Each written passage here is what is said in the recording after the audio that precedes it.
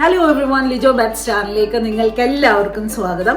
അപ്പോൾ നമ്മളെല്ലാവരും ഇപ്പോൾ ഒത്തിരി വീഡിയോസ് ഇടാൻ പറ്റാത്ത സാഹചര്യമാണ് ഇനി അങ്ങോട്ടുള്ള ദിവസങ്ങളിൽ. കാരണം വേറെ ഒന്നും കൊണ്ടല്ല, ഞങ്ങൾ കൂടുതലും ട്രാവൽ ചെയ്യുന്നവരാണ്. അപ്പോൾ ഇപ്പോൾ ഈ കൊറോണ വൈറസിൻ്റെയും കോവിഡിൻ്റെ ഈ സാഹചര്യം കൊണ്ട് നമുക്ക് എവിടെയും പോകാൻ പറ്റാത്ത അവസ്ഥയാണ്. നമ്മളെല്ലാവരും വീട്ടിൽ തന്നെ സ്റ്റക്കാണ്.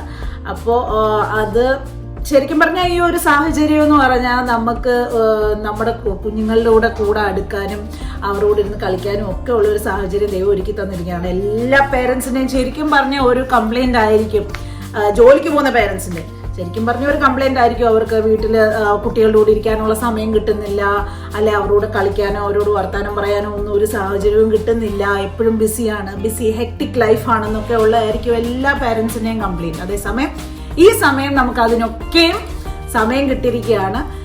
നമ്മുടെ പേരൻസ് വീട്ടിലുള്ള നമ്മുടെ പേരൻസിൻ്റെ കൂടെയും അല്ലെ നമ്മുടെ പിള്ളേരുടെ കൂടെയും ഒക്കെയും നമുക്ക് ടൈം സ്പെൻഡ് ചെയ്യാൻ ഒരു സാഹചര്യം ദൈവമായിട്ട് ഒരുക്കി തന്നിരിക്കുകയാണ്. മാത്രമല്ല ഇതെല്ലാം ഒരു ഓർമ്മപ്പെടുത്തലുകളാണ്. ശരിക്കും പറഞ്ഞാൽ ദൈവം പറയുകയാണ്, I am still in control. മനുഷ്യരെത്രയൊക്കെ അഹങ്കരിച്ചെന്ന് പറഞ്ഞാൽ പോലും I am still in control എന്ന് ദൈവം നമ്മളെ ഒന്ന് ഓർമ്മിപ്പിക്കുന്നതാണ്. അപ്പം നമ്മൾ പ്രാർത്ഥിക്കുക, കുഞ്ഞുങ്ങളോട് സമയം സ്പെൻഡ് ചെയ്യുക. പിന്നെ ഈ പറയുന്ന പോലെ ഈ ന്യൂസിനകത്തൊക്കെ ഇപ്പോൾ നമ്മൾ നോക്കുമ്പോൾ എപ്പോഴും ഡിപ്രസിംഗ് ആയിട്ടുള്ള ന്യൂസാണ്. ഇത്ര പേര് മരിച്ചു, ഇത്ര പേര് അവിടെ പോസിറ്റീവായി, എപ്പോഴും ഒരു ഡിപ്രസിംഗ് ആയിട്ടുള്ള ന്യൂസാണ്. അപ്പം ഈ കിട്ടുന്ന ടൈം ഓഫ് എന്ന് പറയുന്നത് നമ്മൾ ശരിക്കും പോസിറ്റീവായിട്ട് നമുക്ക് അതൊരു വശമാണെങ്കിൽ പോലും വേറെ പോസിറ്റീവ് നമുക്ക് ഇച്ചിരിയും കൂടെ സന്തോഷം തരുന്ന കാര്യങ്ങൾ ചെയ്യുക. അതായത് നമ്മുടെ പിള്ളേരോട് ഞാൻ പറഞ്ഞല്ലോ ടൈം സ്പെൻഡ് ചെയ്യുക. പിന്നെ നമുക്ക് ഇഷ്ടപ്പെടുന്ന ബേക്കിങ്ങോ പുതിയ റെസിപ്പീസ് ഉണ്ടാക്കാനോ, പെണ്ണുങ്ങൾക്കാണെങ്കിൽ പുതിയ ആണുങ്ങൾക്കും ചെയ്യാം കേട്ടോ. ഇത് അച്ഛനെ കൂടെ ഉൾപ്പെടുത്തുന്നത് പുതിയ റെസിപ്പീസ് ട്രൈ ചെയ്യുക, ബേക്കിംഗ് ചെയ്യുക. പിന്നെ അങ്ങനെ ഇഷ്ടമുള്ള കാര്യങ്ങളിലേക്കൊക്കെ നമ്മുടെ മൈൻഡ് ഡൈവേർട്ട് ചെയ്യുക. അതാകുമ്പം നമുക്ക് കൂടുതൽ ഡിപ്രഷനിലേക്ക് പോവാതെ നമുക്ക് ഇച്ചിരിയും കൂടെ ഒക്കെ പോസിറ്റീവായിട്ട് ഇരിക്കാൻ പറ്റും. അതിനുള്ള സാഹചര്യമാണ് ശരിക്കും പറഞ്ഞാൽ നമുക്കിത്. പിന്നെ നാട്ടിൽ നിന്ന് ഒത്തിരിയും പേര് ഞങ്ങൾക്ക് മെസ്സേജ് അയച്ച് ചോദിക്കുന്നുണ്ട്, എങ്ങനെയുണ്ട് ഇവിടെ കോവിഡിൻ്റെ അവസ്ഥകൾ ഒക്കെ എങ്ങനെയുണ്ട് എന്നൊക്കെ ചോദിക്കുന്നുണ്ട്. ശരിക്കും പറഞ്ഞാൽ ഇവിടെയും അയർലൻഡിൽ UK ശരിക്കും പറഞ്ഞാൽ ലോക്ക്ഡൗൺ ആക്കി. അയർലൻഡ് ഇതുവരെയും ലോക്ക്ഡൗൺ ആക്കിയിട്ടില്ല. പക്ഷേ ഗ്രോസറി ഷോപ്സ്, ഫാർമസീസ്, പിന്നെ അങ്ങനെ ചെറിയ കുറച്ച് കടകളെ ഓപ്പൺ ആയിട്ട് വെച്ചിട്ടുള്ളൂ. അച്ചാച്ചൻ്റെ ഓഫീസ് അടച്ചു. പക്ഷേ അച്ചാച്ചന് ഹോം കോൺഫറൻസ് ചില ദിവസങ്ങളൊക്കെ വീട്ടിൽ നിന്ന് തന്നെ ജോലി ചെയ്യേണ്ട സാഹചര്യമുണ്ട്. പിന്നെ അതുപോലെ തന്നെ ഡോക്ടേഴ്സിൻ്റെ ഒക്കെ അടുത്താണെങ്കിൽ നമുക്ക് നേരെ മറ്റേ സ്ട്രെയിറ്റ് വാക്കിൻ ഇത് ഉണ്ടായിരുന്നു. ഇപ്പം അത് പറ്റത്തില്ല. നമുക്ക് നേരത്തെ അപ്പോയിൻമെൻറ്റ് എടുത്തേച്ച് വേണം പോകാനായിട്ട്. പിന്നെ അങ്ങനെ കുറച്ച് കാര്യങ്ങളുണ്ട്. അപ്പോയിൻമെന്റ്സ് ഒക്കെ കുറെ ക്യാൻസൽ ആയിട്ടുണ്ട്. അങ്ങനെ പിന്നെ മെറ്റേണിറ്റിക്ക് മാത്രമേ ഉള്ളൂ ശരിക്കും പറഞ്ഞാൽ ഇപ്പോഴും അവര് നമുക്കത് ഇത് ചെയ്യാൻ പറ്റത്തില്ലല്ലോ. അതിപ്പം നമുക്ക് നിർത്തി വെക്കാൻ പറ്റുന്ന സാഹചര്യം അല്ലല്ലോ. അപ്പം അതിനൊക്കെയും അപ്പോയിൻമെന്റ്സ് കിട്ടുന്നുണ്ട്. ബാക്കിയുള്ളതെല്ലാം പേഷ്യൻസ് തന്നെ ശരിക്കും പറഞ്ഞാൽ അങ്ങോട്ട് വിളിച്ച് ക്യാൻസൽ ആവുകയാണ്. ആരും പ്രത്യേകിച്ചും ഹോസ്പിറ്റൽ എന്ന് പറയുന്നത് ആർക്കും പോകാൻ താല്പര്യമല്ല, സമയമല്ലല്ലോ ഇപ്പം. അപ്പോൾ അങ്ങനെയാണ്. പിന്നെ എനിക്ക് ഈ ദിവസങ്ങളിൽ അച്ചാച്ചനും ഓഫാണ്, പിള്ളേർക്ക് ഓഫാണ്, സ്കൂളിൽ ഓഫാണ്. എനിക്കാണെങ്കിൽ കുറച്ച് ദിവസങ്ങൾ അവധി ഉണ്ടായിരുന്നു. അപ്പോൾ ഈ ദിവസങ്ങളിലൊക്കെ ശരിക്കും പറഞ്ഞാൽ പിള്ളേരോട് എൻജോയ് ചെയ്യാനും ഒക്കെയാണ് ഞങ്ങൾ സമയം എടുത്തത്. അതാണ് ശരിക്കും പറഞ്ഞാൽ ഈ വീഡിയോ ബേസിക്കലി. പിന്നെ അല്ലറ ഷോപ്പിംഗ് ഒക്കെ ഓൾറെഡി ഞാനോ അല്ലെങ്കിൽ ബെച്ചിയോ ആരെങ്കിലും ഒരാൾ പോകും. അതെ, അച്ചാച്ചനായിരിക്കും കൂടുതലും പോയി ഷോപ്പിംഗ് ചെയ്യുന്നത്. ഞാനല്ല ഷോപ്പിംഗ് ചെയ്യാറ്. ലിസ്റ്റ് ഞാൻ ഇവിടുന്ന് കൊടുത്തുവിടും. അച്ചാച്ചൻ തന്നെയായിരിക്കും ഷോപ്പിംഗ്. പിന്നെ അച്ചാച്ചന് ചെയ്യാൻ പറ്റാത്ത കാര്യങ്ങളൊക്കെ ഞാൻ പോയേ തീരൂ എന്നുള്ള കാര്യങ്ങൾ ഞാൻ മാത്രമായിരിക്കും പോകുന്നത്. പിള്ളേരെ ഒന്നും വെളിയിൽ ഇറക്കാറില്ല ഇപ്പോൾ കഴിവതും. അപ്പൊ അങ്ങനെയൊക്കെയാണ് ഇവിടുത്തെ സാഹചര്യം. ശരിക്കും പറഞ്ഞാല് ഡ്യൂട്ടിക്ക് പോയേ പറ്റത്തുള്ളൂ. അപ്പൊ എനിക്ക് ജോലിക്ക് പോകാതിരിക്കാൻ പറ്റത്തില്ല. എനിക്കിനി സാറ്റർഡേ സൺഡേ തൊട്ട് അങ്ങോട്ട് ജോലിയാണ്. അപ്പൊ അങ്ങനെയൊക്കെയാണ്. അപ്പൊ നമുക്ക് ഇന്ന് എങ്ങനെയാണ് നമ്മുടെ ഡേ സ്പെൻഡ് ചെയ്തതെന്നുള്ളതാണ് ഈ വീഡിയോ. ആ വീഡിയോയിലേക്ക് നമുക്ക് പോകാം.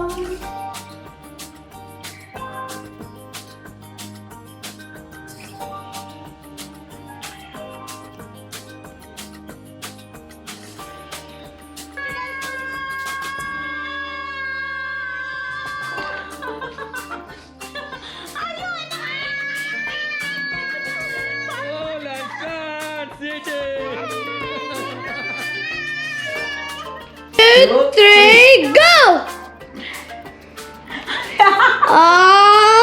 എന്റെ മേലൊരു കരുണം കാണിക്കണം പ്ലീസ്. മോനെ കടിയിടിയോളെ. Come on.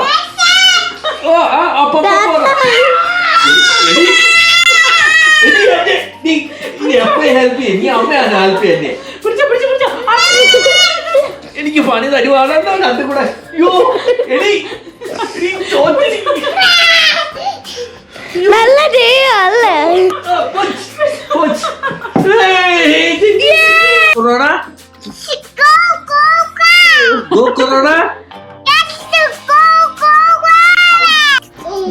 One, two, three,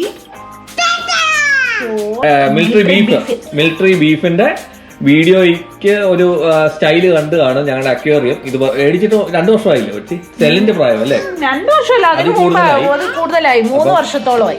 അപ്പം ഞങ്ങൾ ഈ ഇടയ്ക്ക് ഒന്നുകൂടെ ഇടയ്ക്ക് ക്ലീൻ ചെയ്യാൻ സമയം കിട്ടിയില്ല. ഈ ഇടയ്ക്ക് ഒന്നുകൂടെ ക്ലീൻ ചെയ്ത് ഞങ്ങളുടെ മീൻ അവസാനം 1-2 എണ്ണം ആയിപ്പോയായിരുന്നു. ഇപ്പൊ ക്ലീൻ ചെയ്ത് 2-3 ഫിഷിനെ മേടിച്ചിട്ടേ ഉള്ളൂ. കൂടുതൽ ഫിഷിനെ മേടിക്കാൻ പറ്റിയില്ല, കാരണം കടകളെല്ലാം അടച്ചുകൊണ്ട്. അപ്പൊ ഇതിന്റെ ചരിത്രം ബെറ്റി പറയുന്നത് ഇന്നലെ ഒരു സ്റ്റോറി ഉണ്ട് ഈ മീൻ വളർത്തുന്നതിന്റെ കേട്ടോ.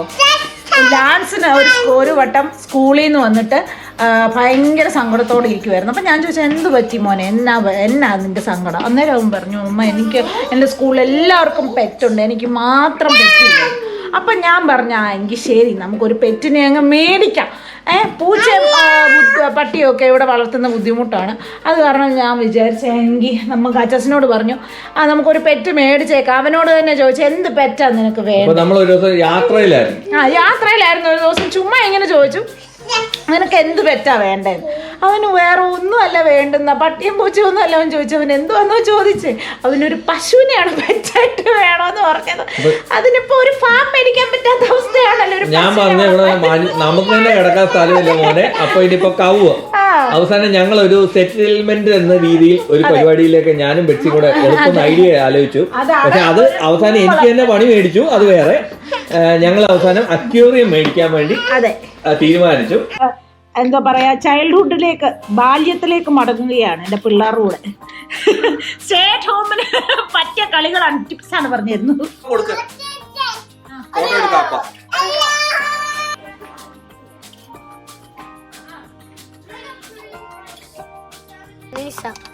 ഇത് ബബിൾ മേക്കർ കണ്ടോ?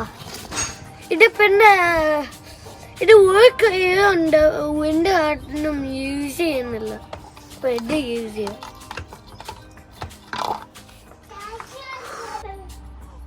വല്ലപ്പോഴും ഇവിടെ വെയിലൊക്കെ കിട്ടുന്നു. അപ്പം നമ്മൾ മാക്സിമം അതിനെ എന്താ പറയാ യൂട്ടിലൈസ് ചെയ്യും. ഇങ്ങനെ ഞങ്ങൾ എനിക്കും കൂടെ ഉള്ളത് അന്നേ മറ്റും യൂട്ടിലൈസ് ചെയ്യുന്ന ബുദ്ധിമുട്ടാണ്.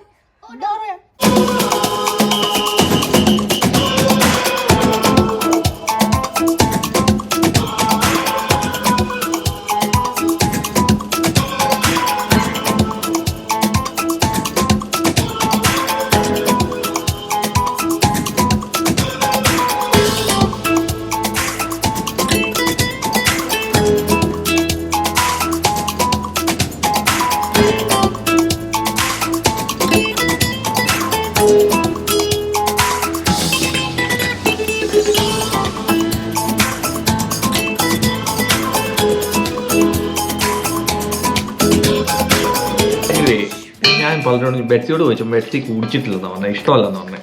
ഈ ഫുള്ള് നാരങ്ങ മിക്സിക്കകത്തിട്ട് അടിച്ചിട്ട് പഞ്ചസാരയൊക്കെ ഇട്ട് വെള്ളം ചേർത്ത് കുടിച്ചിട്ടുണ്ട്. ഉണ്ടെങ്കിൽ കമന്റ് ചെയ്യണം കേട്ടോ.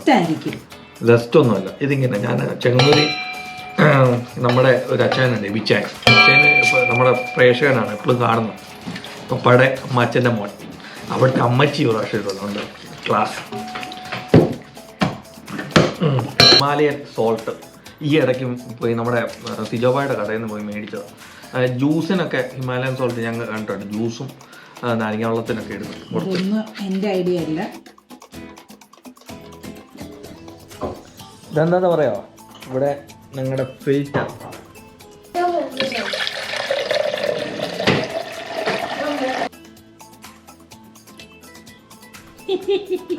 നാരങ്ങ വെള്ളത്തിന് വേണ്ടി വെയിറ്റ് ചെയ്തിരിക്കുന്ന പൂച്ച എന്നല്ലേ ഈ പറയുന്നത്? അതെ, പൂച്ച.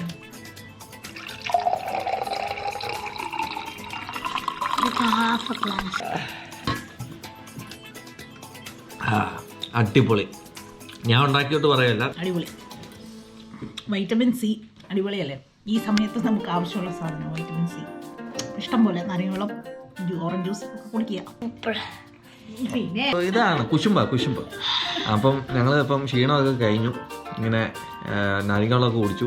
സെലസ്റ്റിന് ഭയങ്കര ഇഷ്ടമാണ് നാരങ്ങാവെള്ളം കേട്ടോ. ഈ പസിൽ കളി 1.5 വയസ്സിൽ തുടങ്ങിയ പരിപാടിയാണ്. ഇപ്പോഴും പുള്ളിക്ക് ഭയങ്കര ഇഷ്ടമാണ്. ലാൻസ് ചെയ്യുന്നതാണ്, സൈഡിൽ ഇരിക്കുന്ന ആ പട്ടിക്കുട്ടികളെയാണ് ലാൻസ് ഇപ്പം മേക്ക് ചെയ്തുകൊണ്ടിരിക്കുന്നത്. അല്ല ലാൻസ് പോലെ ലാൻസിന് ഹോംവർക്ക് ഉണ്ട്, പക്ഷേ ഹോംവർക്ക് ചെയ്തതിന് ശേഷം ബാക്കിയുള്ള ടൈം എന്തോ ചെയ്യണമെന്ന് പുള്ളിക്ക് അറിയത്തില്ല, അതുകൊണ്ട് ഇങ്ങനെ ഇരിക്കുകയാണ്. അപ്പോൾ അന്നേരം ഞങ്ങൾ ഈ പരിപാടിയൊക്കെ കൊടുക്കും. ഇപ്പം ബെറ്റ്സി ഡ്യൂട്ടിക്ക് പോകുമ്പോൾ എന്തായിരുന്നു, ഇപ്പോൾ സെലസ്റ്റിൻ കുറച്ച് നേരം ഉറങ്ങിയുകൊണ്ട് ഞങ്ങൾ ഇതെടുത്ത് കൊടുത്തു. കാരണം സെലസ്റ്റിൻ്റെ വായിലൊക്കെ ഇത് പോയി കഴിഞ്ഞാൽ പ്രശ്നമാണ്. അപ്പം ഇനിയിപ്പം സെലസ്റ്റിൻ ഇവിടെ വന്നിട്ടുണ്ട്, ബെറ്റ്സിയുടെ കയ്യിലാണ്. അതിന് മുമ്പ് അതാണ് ലാൻസ് ഒറ്റയ്ക്കുള്ള പരിപാടിയാണ്. അപ്പോൾ ഇതുപോലുള്ള പസിൽസൊക്കെ പിള്ളേർക്കുണ്ടെങ്കിൽ എന്താ പറയുക, ബ്രെയിൻ ഡെവലപ്മെൻറ്റും അങ്ങനെയുള്ള എന്താ പറയുക ഡെവലപ്പിംഗ് ഒരു ആക്ടിവിറ്റി ആവും. അതുപോലെ തന്നെ ബ്രെയിൻ ഡെവലപ്മെൻറ്റ് പല കാര്യങ്ങൾ അവരുടെ ജീവിതത്തിലുണ്ടാവും. ഞങ്ങൾ കുഞ്ഞുങ്ങളുടെ കൂടെ എങ്ങനെ ടൈം സ്പെൻഡ് ചെയ്തതിൻ്റെ ചെറിയ ഷോർട്സ് ആണ്. ഫുട്ബോൾ മാത്രമേ ഉള്ളൂ ഞങ്ങൾ അധികം നേരം വെളിയിൽ നിന്ന് കളിക്കാൻ, കാരണം വെയിലുണ്ടെന്ന് പറഞ്ഞാലും ഭയങ്കര തണുപ്പായിരുന്നു, അത് കാരണം പെട്ടെന്ന് കയറി. അപ്പം അതിൻ്റെ ചെറിയ ഷോർട്സ് ആണ്. പിന്നെ ഞാൻ നേരത്തെ ഉൾപ്പെടുത്താത്ത കുറച്ച് കാര്യങ്ങളുണ്ടായിരുന്നു ഞാൻ പറഞ്ഞതിൽ. ഇവിടെ ഷോപ്പിങ്ങിന് പോകുമ്പം പ്രത്യേകിച്ചും എൽഡർലിക്ക് വേണ്ടിയിട്ട്, അതായത് പ്രായമുള്ളവർക്ക് ഷോപ്പ് ചെയ്യാൻ വേണ്ടിയിട്ട് 9 to 11 പ്രത്യേകം സമയമുണ്ട്. ടെസ്കോയിൽ ലിഡിലിൽ വ്യത്യാസമാണ്, ടൈമിങ്സ് വേറെയാണ്, പക്ഷെ എന്നാൽ പോലും ഉണ്ട്, അങ്ങനെ ഒരു അവർ അല്ലെങ്കിലും ഉണ്ട് അവർക്ക് വന്ന്. കാരണം അവർക്കെന്ന് പറയുന്നത് ഇങ്ങനെ ഒരു അസുഖം വന്നാൽ അവർ തീരെ താന്നു പോകും, അവരുടെ ഇമ്മ്യൂൺ സിസ്റ്റം ഒക്കെ ഇതല്ലേ. അപ്പം അവർക്ക് അങ്ങനെ ഒരു രോഗം പിടിപെടാതിരിക്കാൻ വേണ്ടിയിട്ട് അവർക്കാണ് 9 to 11 എന്ന് പറയുന്ന സമയം. അപ്പോൾ അങ്ങനെയുള്ളവരെ മാത്രമേ കയറ്റത്തുള്ളൂ, അതായത് 65 വയസ്സിന് മുകളിലുള്ളവരെ മാത്രമേ കയറ്റത്തുള്ളൂ. നമ്മളൊക്കെ ചെന്നാൽ അന്നേരം അവരെ തിരിച്ച് പറഞ്ഞു വിടും. അവിടുത്തെ എന്താ പറയുക ഷോപ്പിലെ ആൾക്കാർ അന്നേരം പിടിച്ച് പറഞ്ഞു വിടും. 11-ന് ശേഷം വരാൻ പറയും. അങ്ങനെയാണ്. പിന്നെ സോഷ്യൽ ഡിസ്റ്റൻസിങ് ഉണ്ട്, അതായത് ഒരു അധികം ഷോപ്പിനകത്താണെങ്കിലും അധികം ആൾക്കാരെ അവർ കയറ്റി വിടത്തില്ല. പിന്നെ ഒരു കസ്റ്റമറിന് ബില്ല് പേ ചെയ്യുന്നിടത്താണെങ്കിലും ചില്ലിലാണെങ്കിലും അധികം കസ്റ്റമേഴ്സിനെ അവർ ഒരുമിച്ച് നിർത്താൻ സമ്മതിക്കുകയില്ല. ഒരു കസ്റ്റമറിൻ്റെ ഇടയ്ക്ക് 1 മീറ്റർ 2 മീറ്റർ അകലത്തിൽ അവർ തന്നെ സ്റ്റിക്കേഴ്സ് ഒട്ടിച്ച് വെച്ചിട്ടുണ്ട്, അവിടെ നിന്നുകൊണ്ട് അവിടെ മാത്രമേ നമുക്ക് നിൽക്കാൻ പറ്റത്തുള്ളൂ. അങ്ങനെ കുറേ ഇൻസ്ട്രക്ഷൻസ് ഒക്കെ ഉണ്ട് ഷോപ്പിങ്ങിനൊക്കെ പോകുമ്പം. പിന്നെ പുറത്ത് പോകുമ്പം ആണെങ്കിലും ആൾക്കാർ അധികം ഒന്നും കൂട്ടായിട്ടൊന്നും, അതായത് ഒരു ഫാമിലിയിലെ കുറച്ച് പേര് നടക്കാനൊക്കെ പോകും, അല്ലാണ്ട് ഒരുമിച്ചൊന്നും ആളുകൾ ആരും അങ്ങനെ നടക്കാനും ഒന്നും പോകത്തില്ല. നടക്കാൻ പോകുന്നുണ്ട് കേട്ടോ, പുറത്ത് നടക്കാനും പോകുന്നുണ്ട്, പക്ഷെ ഒരുമിച്ച് ഒരു ഫാമിലി ആയിട്ട് മാത്രമേ പോകത്തുള്ളൂ, അല്ലാതെ ഒത്തിരി ഫ്രണ്ട്സോ അങ്ങനെ കൂടിയൊന്നും അങ്ങനെ പോവാറില്ല. ഒക്കെയുള്ളവരും വീട്ടിലിരിക്കുകയാണ് ശരിക്കും പറഞ്ഞു. അങ്ങനെയാണ് ഇവിടുത്തെ സാഹചര്യം. IT പ്രൊഫഷണൽസ് വർക്ക് ഫ്രം ഹോമാണ്, ഓഫീസിൽ പോകുന്നില്ലെന്നേ ഉള്ളൂ, പക്ഷെ വർക്ക് ഫ്രം ഹോമാണ്. അങ്ങനെയുള്ള കുറച്ച് പ്രൊഫഷണൽസ് എല്ലാം വീട്ടിൽ നിന്ന് തന്നെ ജോലിയാണ്. അപ്പം അതാണ് എനിക്ക് പറയാനുള്ളത്. പിന്നെ സ്റ്റുഡൻസിനൊക്കെ ഷോർട്ട്, അതായത് കടകളിലൊക്കെ നിന്ന് ഹോട്ടലിലും കാര്യങ്ങളൊക്കെ നിന്നവർക്കൊക്കെ ജോലി ഇല്ല, കാരണം ഹോട്ടലുകളും കാര്യങ്ങളും എല്ലാം അടച്ചു. ടേക്ക് അവേ ഉണ്ടായിരുന്നു, ഇപ്പം KFC അതുപോലുള്ള കടകളെല്ലാം അടച്ചു. KFC, മെക്ഡൊണാൾഡ്സ് അങ്ങനത്തെ കാര്യങ്ങളെല്ലാം അടച്ചു. അപ്പം സ്റ്റുഡൻസും അങ്ങനെ സ്റ്റുഡൻസ് ആണെങ്കിലും ഇത് വീട്ടിൽ നിന്ന് അസൈൻമെന്റ്സ് ഓൺലൈൻ ആയിട്ട് ക്ലാസ്സസ് ഒക്കെ ഉണ്ട്. പക്ഷെ അവരുടെ എന്താ പറയാ ബാക്കിയുള്ള വാടകയൊക്കെ കൊടുക്കാൻ വേണ്ടിയുള്ള ബുദ്ധിമുട്ടാണ് ശരിക്കും പറഞ്ഞാൽ. ശരിക്കും ഈ സമയം ഭയങ്കര ബുദ്ധിമുട്ടുള്ള കാര്യമാണ് ഇവിടെ ഉള്ള സ്റ്റുഡൻസിനാണെങ്കിലും എല്ലാത്തിനാണെങ്കിലും ശരിക്കും പറഞ്ഞാൽ. പക്ഷെ എന്ത് ചെയ്യാൻ, അങ്ങനെ ഒരു സാഹചര്യമായി പോയി. അപ്പം ഞാനും ഒരു നേഴ്സാണ്, ബൈ പ്രൊഫഷൻ ഞാനൊരു നേഴ്സാണ്. എന്നെപ്പോലെ ഒത്തിരിയും ഹെൽത്ത് പ്രൊഫഷണൽസ്, ഹെൽത്ത് സെക്ടറിൽ വർക്ക് ചെയ്യുന്നവർ, പിന്നെ അതുപോലെ ഗവൺമെൻറ് ഒഫീഷ്യൽസ്, പോസ്റ്റ് ഓഫീസിൽ വർക്ക് ചെയ്യുന്നവർ, പോലീസ്, അങ്ങനെയുള്ള ആൾക്കാരൊക്കെ 24 hours അവരുടെ ജീവിതം പോലും നോക്കാതെ വന്ന് ജോലി ചെയ്യുന്നവരാണ് കൂടുതലും പേര്. അപ്പം അവർക്കൊക്കെ വേറൊരു ചോയ്സ് ഇല്ല. ഈ എന്താ പറയുക, മറ്റുള്ള പ്രൊഫഷണൽസിനെ പോലെ വർക്ക് ഫ്രം ഹോം അല്ലേ അങ്ങനെ ഈ ഒരു ഹോളിഡേ കിട്ടിയ പോലെ വീട്ടിലിരിക്കുവാനോ ഒന്നും ഒരു ചോയ്സ് ഇല്ല അവർക്ക്, അല്ലെങ്കിൽ അവർക്ക് അങ്ങനെ തിരഞ്ഞെടുക്കാനുള്ള ഓപ്ഷൻ ഇല്ല. ഞങ്ങൾക്ക് എല്ലാവർക്കും ജോലിക്ക് പോയാലേ പറ്റത്തുള്ളൂ. അപ്പോൾ അങ്ങനെ ഞങ്ങളും ഒരു ഉൾഭീതിയോടായിരിക്കും ശരിക്കും പറഞ്ഞാൽ തിരിച്ച് വീട്ടിൽ വരുന്നത്. അങ്ങനെയുള്ള ഒരു പേഷ്യൻറ്റിനെ നോക്കിയിട്ട് നമ്മുടെ ഉള്ളിൽ ആ വൈറസ് കയറിയിട്ടുണ്ടോ, അല്ലെ നമ്മൾ തിരിച്ച് വീട്ടിൽ വന്നിട്ട് നമ്മുടെ കുഞ്ഞുങ്ങൾക്കോ അല്ലെ നമ്മുടെ ഹസ്ബൻഡിനോ കൊടുത്തിട്ടുണ്ടോ എന്നുള്ള ഒരു ഉൾഭീതിയോടായിരിക്കും നമ്മളെപ്പോഴും ജോലിക്ക് പോകുന്നതും വരുന്നതും എല്ലാം. അപ്പോൾ ഈ ഒരു സാഹചര്യത്തിൽ അതൊന്നും ആലോചിക്കേണ്ട അവസ്ഥയിൽ, എന്താ പറയുക, ഒന്നും ആലോചിക്കാതെ തന്നെ വീട്ടിൽ ഇരിക്കാൻ പറ്റുന്നവരാണെങ്കിൽ അത് കഴിവതും ചെയ്യുക.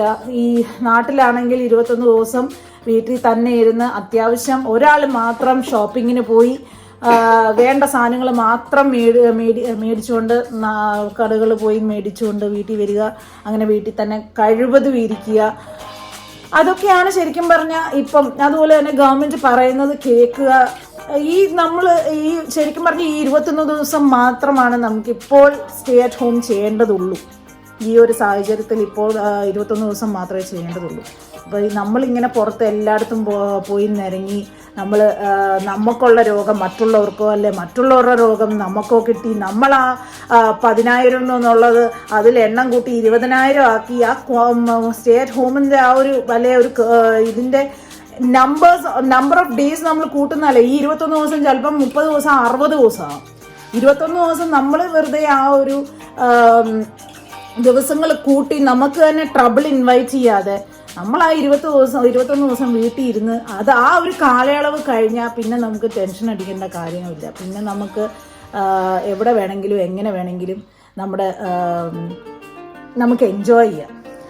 ഈ ഒരു സാഹചര്യത്തിൽ എല്ലാവരും ഗവൺമെൻറ് പറയുന്ന അനുസരിച്ച് വീട്ടിൽ തന്നെ ഇരുന്ന് പിള്ളേരോടൊക്കെ ഒത്ത് നിങ്ങളുടെ ടൈം സ്പെൻഡ് ചെയ്യുക. ബാക്കി നിങ്ങൾക്ക് എൻജോയ് ചെയ്യാൻ പറ്റുന്ന കാര്യങ്ങൾ ചെയ്ത് നിങ്ങൾ ടൈം സ്പെൻഡ് ചെയ്യുക. ഇതൊക്കെ ഉള്ളൂ ശരിക്കും പറഞ്ഞാൽ എനിക്ക് പറയാനായിട്ട്. എനിക്കാണെങ്കിലും ഇനിയുള്ള സാഹചര്യത്തിൽ എങ്ങനെയാണെന്ന് എനിക്കറിയത്തില്ല. തിരിച്ച് വന്നിട്ട് എനിക്കും കുഞ്ഞിനെ ഒന്ന് എടുക്കാനോ അല്ലെ പിള്ളേരുമായിട്ട് ടൈം സ്പെൻഡ് ചെയ്യാനോ ഒക്കെ പറ്റുമോയെന്ന് എനിക്കറിയത്തില്ല. എനിക്ക് അസുഖം വന്നാൽ തന്നെ ഇത്ര ദിവസങ്ങൾ ഞാൻ ക്വാറന്റൈനിൽ ഇരിക്കേണ്ടി വരും. അന്നേരം ആച്ചാസിൻ്റെയും അറിയത്തില്ല, ഇനിയുള്ള എന്താണെന്ന് അറിയത്തില്ല. എന്നെപ്പോലുള്ള എല്ലാ ഹെൽത്ത് കെയർ പ്രൊഫഷണൽസും അല്ലെ ഇങ്ങനത്തെ ഉള്ള ഇതിൽ നിൽക്കുന്നവരുടെ എല്ലാം ഉൾഭീതിയായിരിക്കും ഇതൊക്കെ. അപ്പം നിങ്ങൾക്ക് എന്താ പറയുക, ഞങ്ങളെപ്പോലുള്ളവർ കുറച്ച് സാക്രിഫൈസ് ഒക്കെ ചെയ്യുമ്പോൾ ഞങ്ങൾക്കും കുറച്ചെങ്കിലും സാക്രിഫൈസസ് നിങ്ങൾ ചെയ്യുക.